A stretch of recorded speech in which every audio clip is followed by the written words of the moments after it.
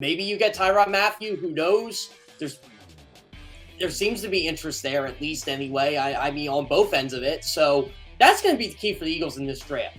If nobody trades for Baker Mayfield that needs a quarterback, will Carolina take a quarterback at 6 and start the domino effect?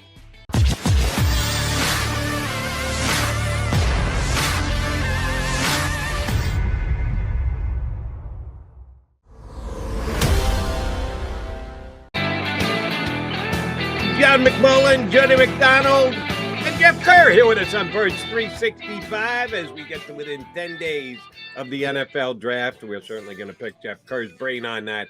We'll try not to completely take it out because you don't want to overwork anything. The Eagles don't want to overwork their players.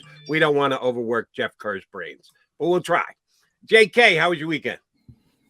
Pretty good. I wish Phillies would have played better, but Sixers are up 1-0, and I'm going to game 2 tonight, so hopefully it's going to be 2-0 by the end of the day. Yeah, Sixers were pretty impressive, and if Tyrese Maxey plays like that, Jeff, they're going to be fine. They're going to make a significant run. The problem is you got to see consistency, and there's always adjustments in between games in the NBA, so it makes it more difficult. But it should be an interesting. I'm going to take the under 38 points for Tyrese Maxey tonight. Sorry under? to say, I would take the under on that too. Yeah. But hey, that's 38 more points than what Ben Simmons has done this year. Very true. That's very true. He's getting ready. He's gearing up. He's gearing up, Jeff. Well, watch this. I'm going to dunk while Tyrese Maxey actually shows what happens when you improve your game. Something that we hope to see with Jalen Hurts this year. Player development. I talk about it all the time. People think, and a lot of Sixers fans got caught up into that. You either draft a good player or draft a bad player. Player development is real, and it matters how you bring players along. And I think it's even more real in the NFL. So we'll get back to that. Except for this week where the Eagles chose not to have any player development. Well, and that's where we'll start there, Jeff. I don't know if you heard Jody and I talking about, but today's the day where every NFL team, obviously the rookie head coaches, get a little bit of a head start, but now every single team can start their offseason workout program April 18th. Well, the Eagles aren't starting until April 25th. They've skipped mandatory minicamp. They're one of 2 teams along with the Cincinnati Bengals. They frame it as an organizational decision. I'll tell you, I think it's a Howie Roseman, Jeffrey Lurie, Arston Oda decision. I've yet to meet the football coach that doesn't want more practice time. Maybe it's coming. Maybe it's a new age. Good or bad, how the Eagles are handling the offseason? I'm kind of indifferent. I got to be honest with you. All right. I'm one of those guys. I understand where they're coming from. And when you look at the injuries or lack thereof with this team last year, I think this does play a role in that. But I'm one of those practice junkies. I feel you can't get enough practice. If these guys could practice 2 times a day and get out there and get all the reps in they can, I think they take it. I know the quarterback would do it, and I'm pretty sure his number 1 wide receiver and a bunch of other guys on that team would follow his lead if the Eagles would allow them. But I don't know how that's going to affect this team in 2022 long term. Maybe I just come from the school of Andy Reid where you practice until you get it right, and that's a reason why his teams win 11, 12 games every year in addition to the talent he has. I just feel like you got this old wave school of coaching and this new age school of coaching, and it seems like the Bengals did this last year too, and they ended up going to the Super Bowl. Now, I got to defend the Bengals a little bit here. It's not like they have an indoor practice facility they can go to when it gets cold in April. So I can understand why they're doing it. But the Eagles, you have the NovaCare complex. I don't get why you wouldn't have it this week, why they're going to delay it to next week. It's weird because I'm getting all excited because teams are in off-season minicamp and, you get to hear players talk, and you're not hearing any of this with the Eagles, so it's kind of weird around here. All right, Jeff Kerr, the Eagles are still bringing in guys for pre-draft visits. Now that we're down to 10 days, these numbers are certainly diminishing, and they have a couple of slots left to go that they could use for their 30 pre-draft visits. They've had a bunch. They've had a bunch of Penn State guys, as a matter of fact, come in, read into that what you do. How much do you put into judging the pre-draft visits as to what's actually going to happen on the 3 draft days? Yeah, it seems like with the Eagles, their pre-draft visits seem to me a little more than other teams because they tend to have this pattern, at least under Howie Roseman the last couple of years, where if you have a pre-draft visit with the Eagles, there's a really good chance he's going to draft you. I remember a couple of years ago when they had a lot of Penn State guys come in. I think Miles Sanders and Sharif Miller and guys like that. They ended up drafting them. So I don't know what they're looking at the Penn State talent pool. I will say this, and just talking to a bunch of high school kids that are at Penn State now, they said they chose Penn State because they look at their players' success in the NFL, especially at certain positions like wide receiver and running back. And a lot of people point to Saquon Barkley, whether his NFL career has been good or not, that he still was a top 5 draft pick. Miles Sanders, a lot of them point to Chris Godwin. Jahan Dotson's another one now. It's going to be interesting to see where the Eagles lean here, if they're looking at maybe trading up for a wide receiver with some of their draft picks, or using 15 to get a Jameson Williams or something like that. I got to come up with the Eagles' perfect draft plan for the day, and wide receiver has to be on the board somewhere. Now, I'm not saying it's Jameson Williams or bust, but I feel like they have to at least get creative in finding their wide receiver. So I thought it was interesting that they are looking at a bunch of wide receivers over the last couple of weeks. Yeah, it's an annual tradition, Jeff. So I kind of want to take you in this direction because Howie Roseman always says, and he's correct, and he calls it talent gathering season, and it goes long past the draft. Forget about the first 2 weeks of free agency. Eagles are sort of somewhat famous for adding people in August with trades and things of that nature. So there's a long way to go as far as building this team for the 2022 season. But the draft is the biggest landmark. And you've heard it from covering every team in this league. What does everyone says? Well, free agency, you want to make sure you have a plan at every spot, at least a Band-Aid, for lack of a better term, at every spot, so you don't have to feel the necessity to reach on the big days, the draft days. But here we are. We're talking about wide receiver again. The Eagles haven't gotten their Band-Aid. No offense, Zach Pascal. No offense, Devin Allen. But we're talking about wide receiver again. I think when the Eagles started free agency to this point, Jeff, they have more needs than they had when they started free agency. Now, that could change, but do you think that's a fair assessment? I would say they have just as many needs, if not more, like you're saying, McMullen, as they did when they started free agency. Now going into the draft, they're like, okay, you need a wide receiver. You need a cornerback.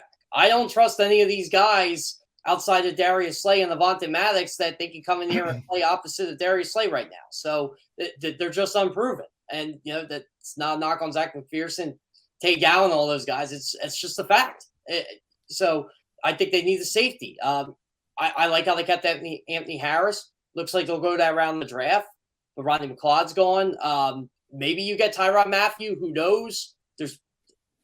There seems to be interest there, at least anyway. I mean, on both ends of it. So that's something I'm looking at.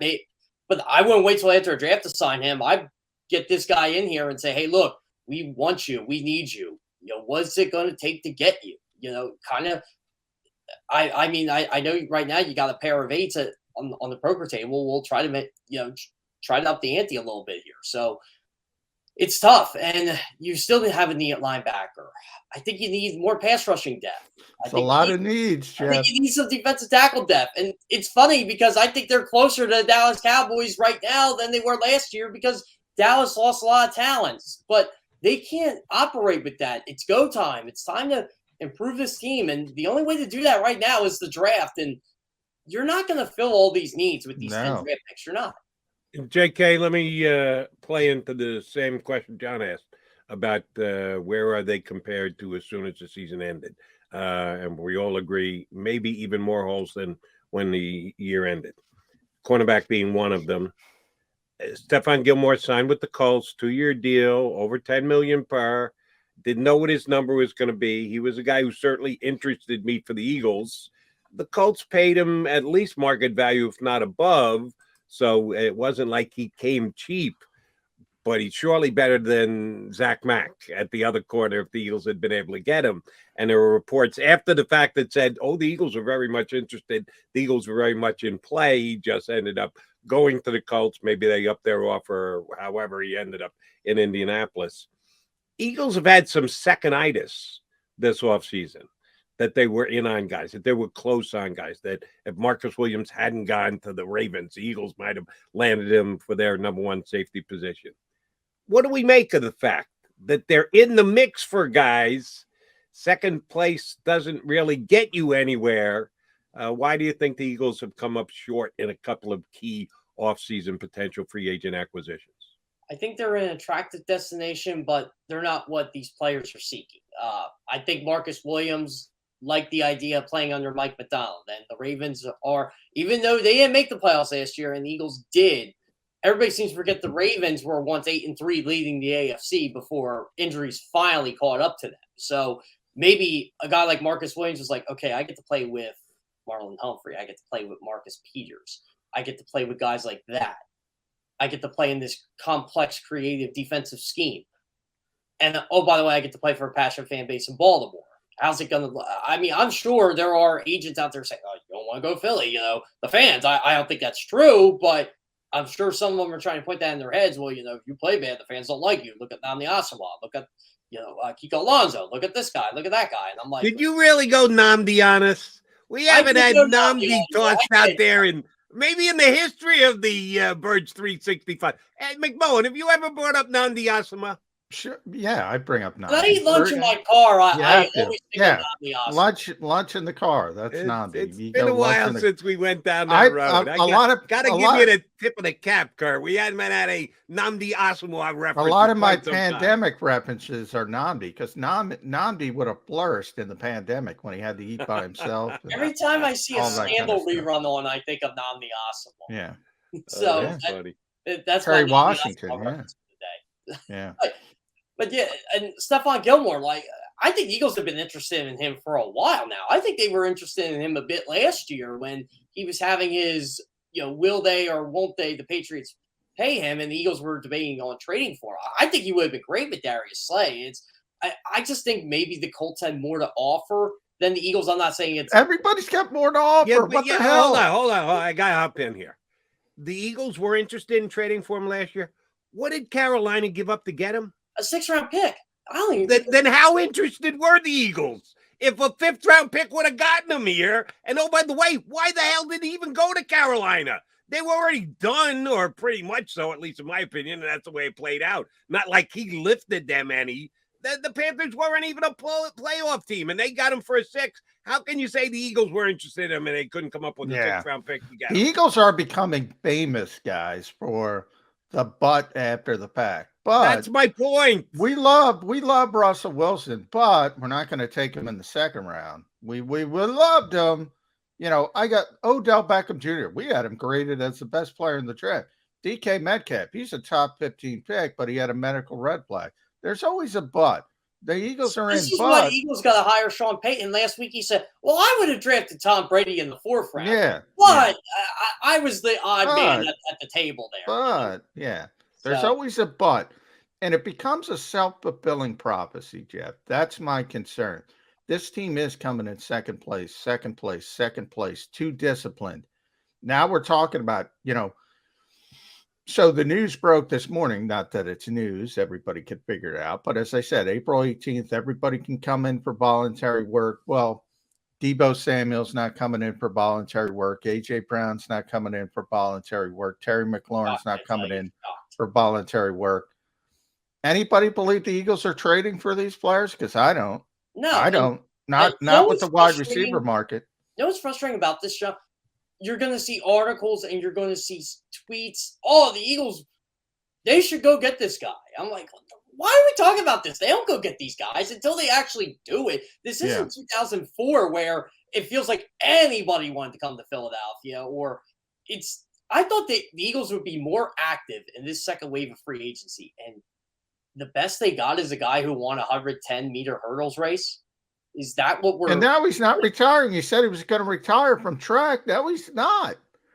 Not that, people think Devin Allen's going to be anything, but I mean, I'm almost ready to be fully disappointed in this draft. There's about 10 or 15 players I like in the first round. I'm ready for the Eagles to just draft Kenny Pickett and make my offseason a living hell. Yeah, that's not happening. Sorry. Yeah, No, I don't think it's happening. I'm going to bust either. Kratz's chops all the way up until the draft day. The Eagles are not taking a quarterback. They're not trading up. They're not trading down to get a QB. Not happening. It's going to be Jalen Hurts' year, and then we'll find out if he's good enough. All right, who are these guys in the first round that you want to see the Eagles take, not named Kenny Pickett? Well, Jameson Williams has been the guy I've probably been pounding the table for. Hopefully he's there at 15. If he's at least close to there, I think he got at least consider trading up for him. George Karlaftis from Purdue I really like. Trayvon Walker I take in the second. I just don't think he's going to be there at 15. So that's a guy that I kind of moved down on. David Bell from Purdue, I tweeted about the other day. I actually really like him. Now, they don't have to get him in the first round, but that's a sneaky pick there. Christian Watson from North Dakota State. Again, you'll have to pick him at 15 or 18. Like him a lot.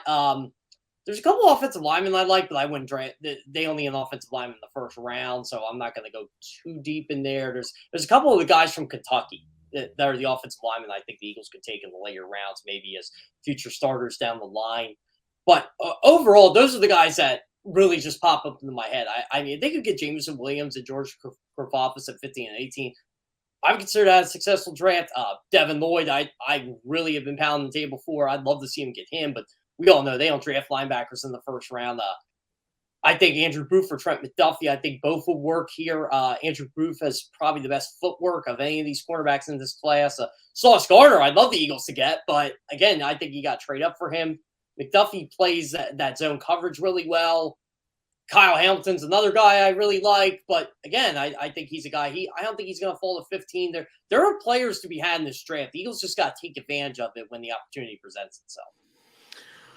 Do you think it'd be better to trade up or trade down with this draft? Because people have talked about the top of this draft as not being as dominant as a typical draft, but that middle range of the first round maybe is a little bit deeper than normal. So maybe this is a year it's good to be at 15 and 18, and maybe this is a year it's good to even drop down a little bit more, gather some more lottery tickets and try to hit in other positions, because you mentioned that long list of needs, Jeff Kerr. They got to fill a lot of needs. So the more tickets you have, the more opportunities you have to fill those needs. They have a lot of tickets already. They got 10 of them. So I don't know. But they're cost-effective tickets too, Jeff. They are. Remember, this team doesn't want to pay $20 million to a receiver. So you got to get a David Bell. If you can't, you either have to take a Jameson Williams or you got to get a David Bell later in the draft. You've shoehorned yourself into this position where you got to get a receiver, you got to get a corner, you got to get a defensive tackle, you got to get an edge rusher, you got to get an off-ball linebacker later in the draft, not in the first round.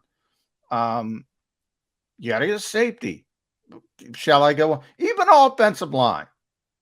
I'll stop there. Even offensive line, Jeff. Jason Kelce is 34 years old. This is probably going to be his last year. Probably. Lane Johnson's going to be 32 next month. He's already had reconstructive ankle surgery. He had the off-the-field issues. You got to start at least thinking about life after Lane Johnson as well.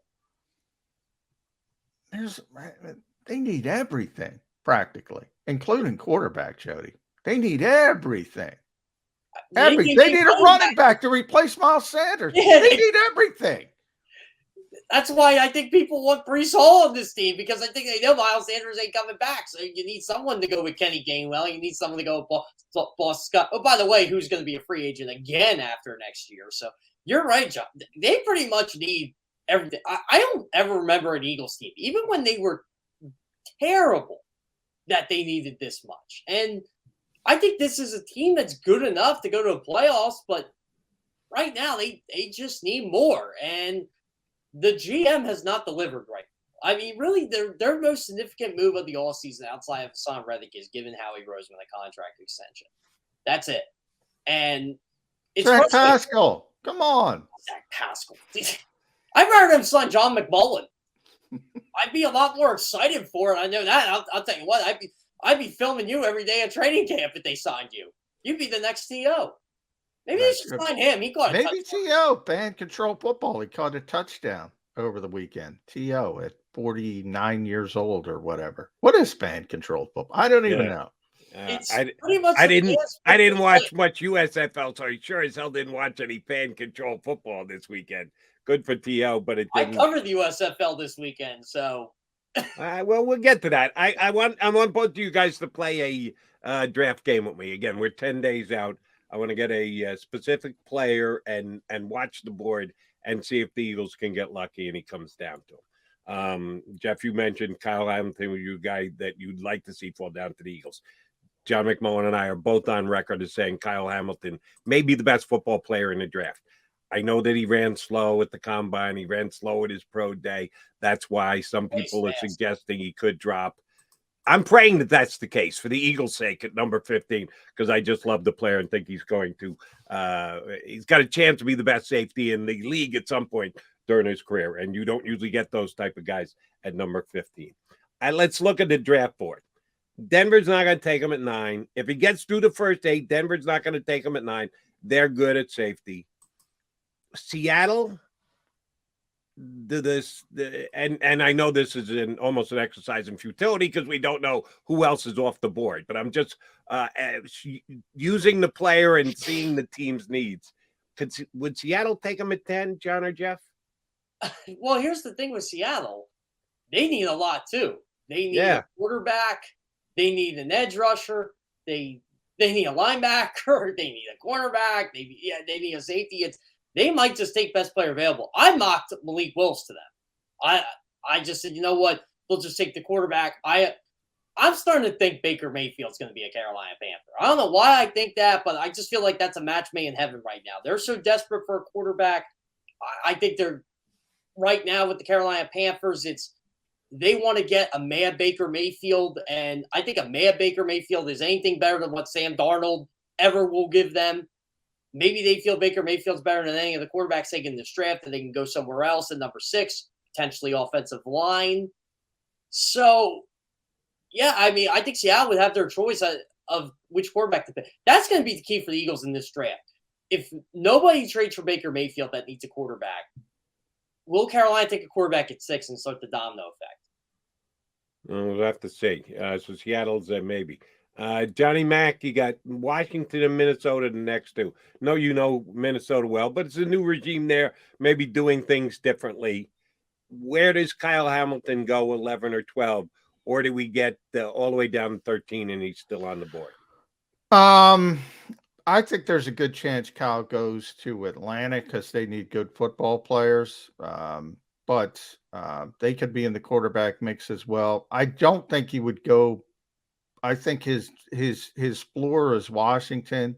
And yes, I think Minnesota would take him at 12 as well. So I think you would have to go ahead of those 2 teams at least to go get Kyle Hamilton. I don't think he'd be a trade-up candidate for the Eagles. If the Eagles are going to trade up, I've said it's going to be for an edge rusher. It's going to be for a Thibodeau falling, maybe Jermaine Johnson if they like him, or the kid from Georgia, Jordan Davis, the interior player.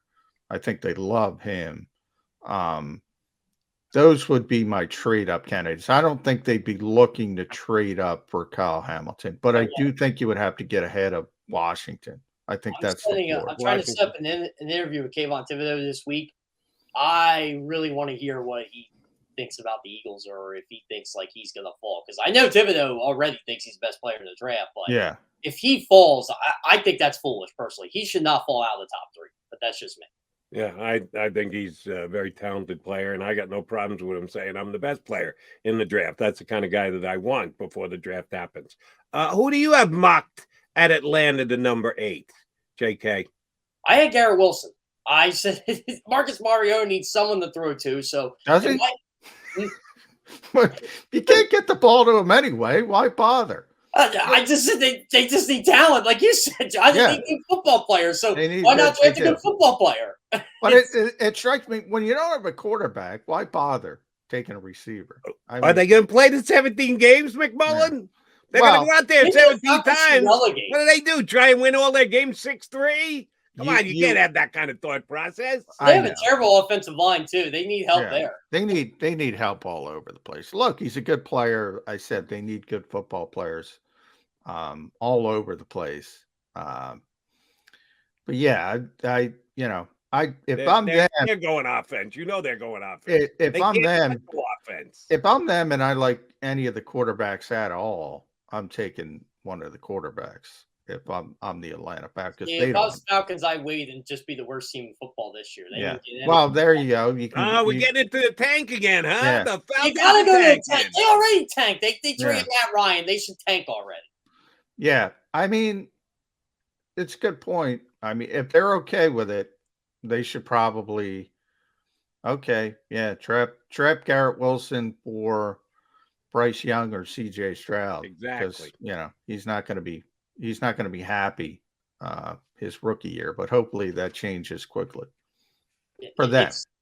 It's funny. The Falcons we talk about head coaches and them picking jobs. If you're a quarterback and if you're looking for a second chance in the league, say Baker Mayfield, why the heck would you want to pick the Falcons? You're doomed to never be a quarterback again. So I'm and I know Jody doesn't agree with me here. I think Baker Mayfield is better than people give him credit for. I think he's way better than the Marcus Mariotas and Sam Darnolds and Mitchell Trubisky's of the world. I don't think he's a great quarterback, but I think, and that's not what you want. I think he's an average NFL starting quarterback, but that's better than a lot of people in this league. And it sort of depends on, I don't want to pay him $30 million. Same thing with Jalen Hurts. But if you can get him in more of a cost-effective manner moving forward, I take him over a lot of these guys. I tell you that. Here's an interesting question I presented myself at the beginning of the offseason. Who would you have traded for? Before all this happened, the whole Russell Wilson thing, when the Commanders pounced on Carson Wentz, I said, why wouldn't you just trade for Baker Mayfield? You probably wouldn't have to give up that much for the guy. Yeah, I mean, I think that's fair. He took a lot of hits for playing hurt. And he was hurt.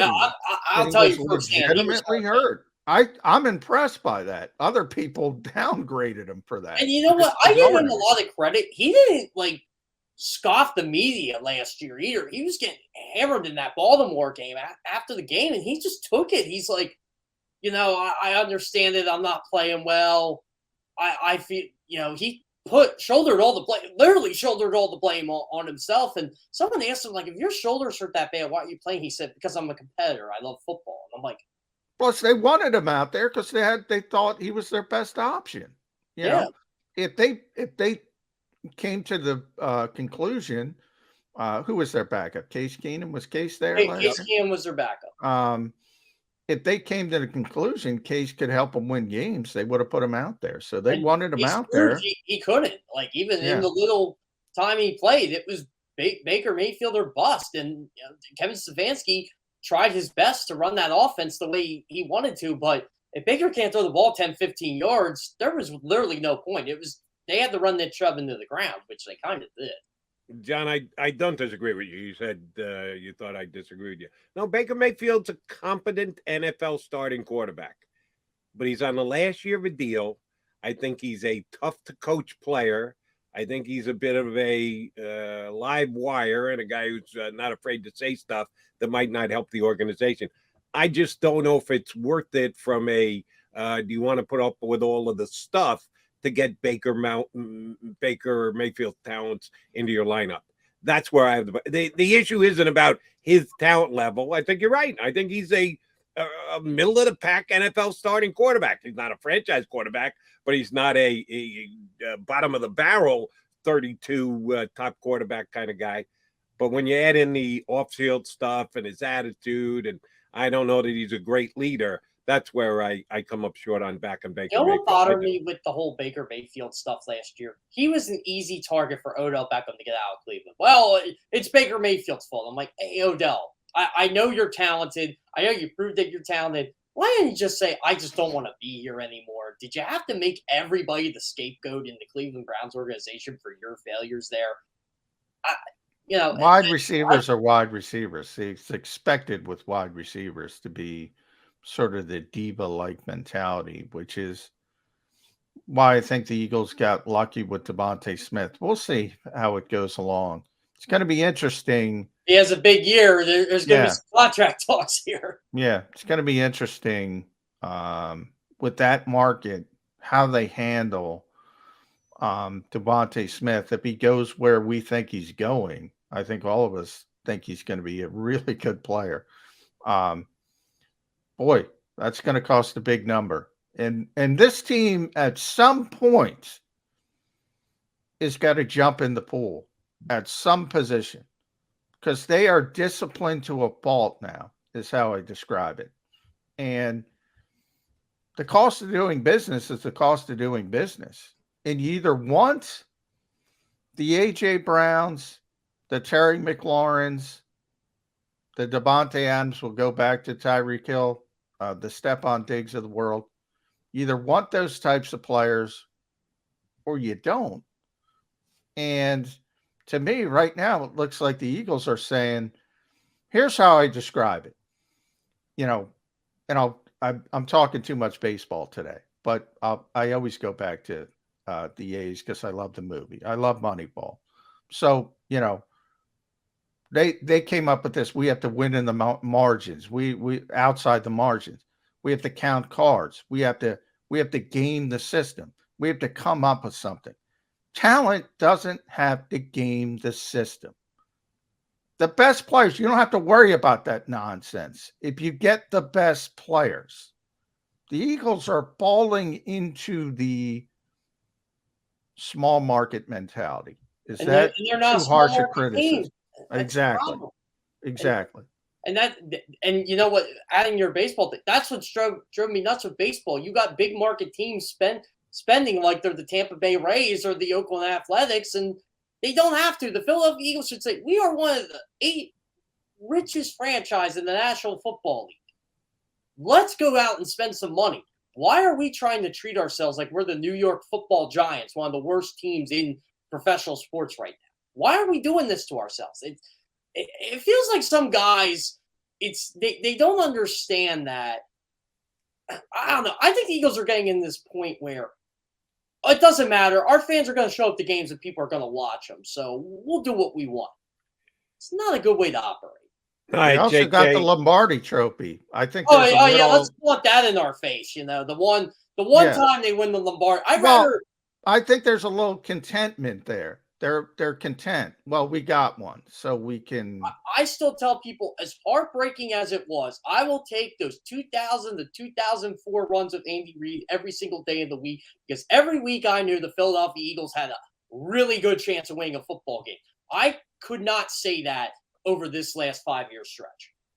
That's fair. And that's Jake, you said this weekend responsibility was USFL. I watched exactly 0 minutes on Saturday. Sorry, Sixers were on. I wasn't about to get away from the Sixers. Oh, I didn't watch them Saturday either. Sunday was my day. Okay, so yesterday was your USFL game. I did tune in, watch a little bit, 15 minutes here, 15 minutes there. Give us your first impressions. We've done spring football before. It lasts for a period of time, and then reality hits, and the leagues end up folding. Was it worth watching? Will you go back to watching it next week? What do you think weekend 1 of the USFL? I've had low expectations going into this. I don't like the Birmingham bubble. I understand it. I don't like it. I thought offensive line play in this league was absolutely atrocious, which I'm not surprised because NFL offensive line plays atrocious. Because I thought Bart Andrews had a creative game plan for the Stars. Quick passes. They had a lot of speed, but they just could not block. So it ruined everything. It was the same with the Michigan Panthers. They had a terrible offensive line. That's why Shea Patterson and Paxton Lynch were fumbling. They had 9 fumbles on Sunday because of their offensive line. It was ridiculous. And it was that way the entire weekend. I thought there were some creative play designs. I thought there were some nice skill position players. There's really good pass rushers, but that's because the offensive line stink.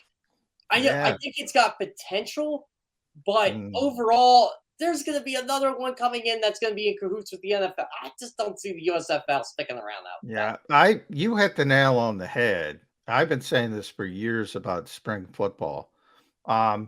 First of all, number one was Brian Scott's facial hair, tremendous. The Stars quarterback. So kudos to Brian. There were some cool innovations because they can try some things that the NFL can hopefully pick up on 3 years, 4 years down the line. As far as presenting the product, I thought that's cool. It's always cool with the spring because they can listen into the coaches, so you can learn a lot of stuff. That part's cool. But Jeff, man, when you can't block people, you can't play offense. They can't find enough offensive linemen to be in the NFL. And there's just none in these spring leagues. The AAF, the USFL, the XFL 1.0, the XFL 2.0, on and on and on. They can't find people to block. And if you can't block anyone, you can't play offense. And the games are just incredibly ugly. That's where it comes down to. Yeah, and this is why I think there should be a minor league where you send the practice squad guys down there. You send guys who are eligible, who are inactive enough on the active roster that you could send down. And then they play. And they actually reps. Real quick. Going full circle. You got no chance, Jeff Kerr. No chance. Because of the CBA. Yep. Less practice. The Eagles even less practice than everybody else.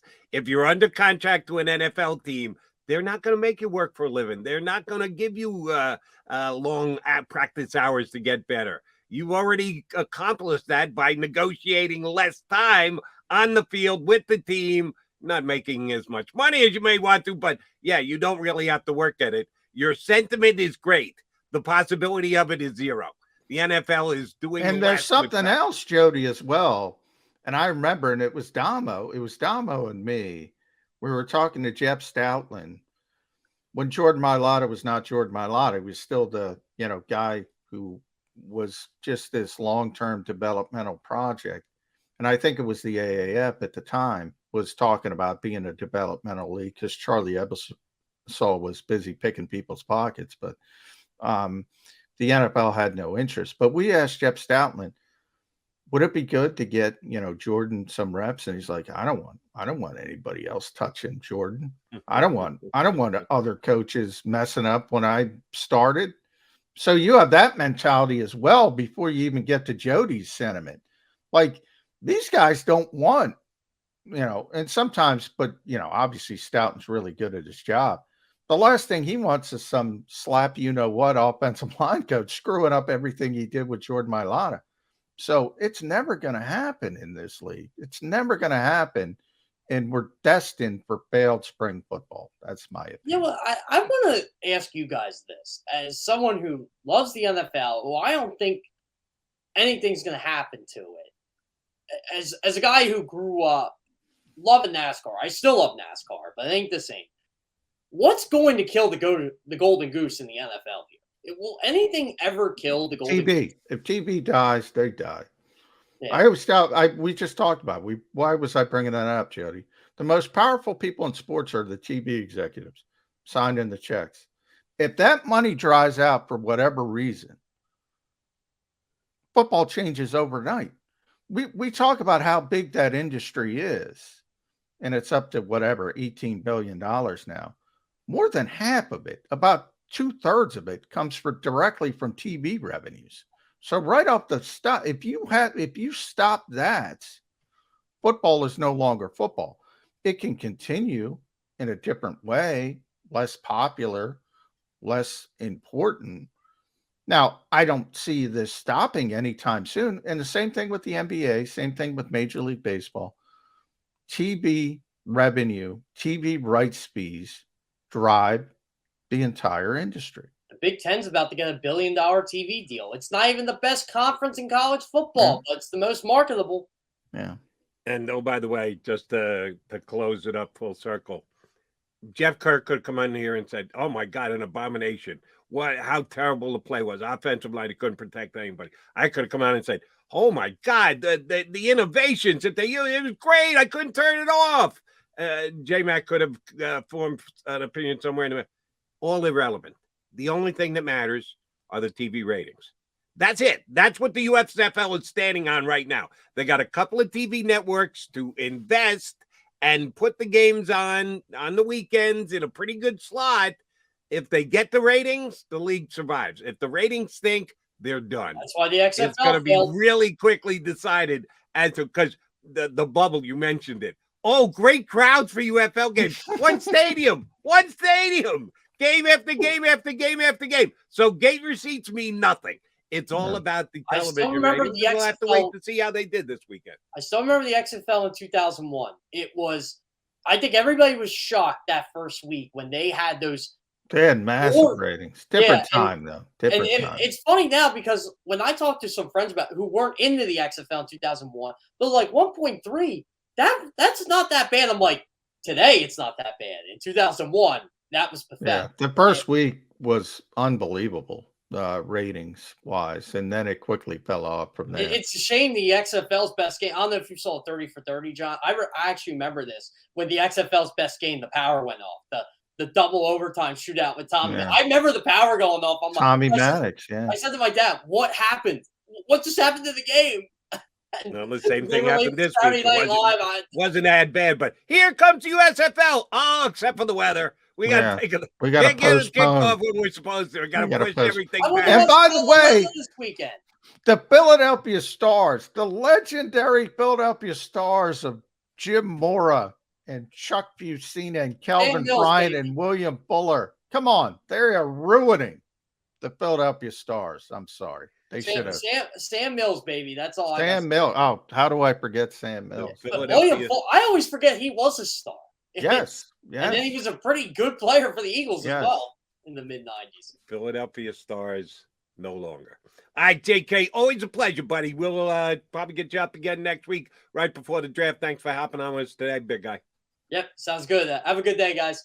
Jeff Kerr, CBSSports.com, and fill-in guy here on Birds 365. All right, Johnny Mac, Jody Mac coming back. I got a couple more Eagle things I want to run by John before Dave Zangaro, NBC Sports Philadelphia, is going to join us in about 15 minutes. So keep it here on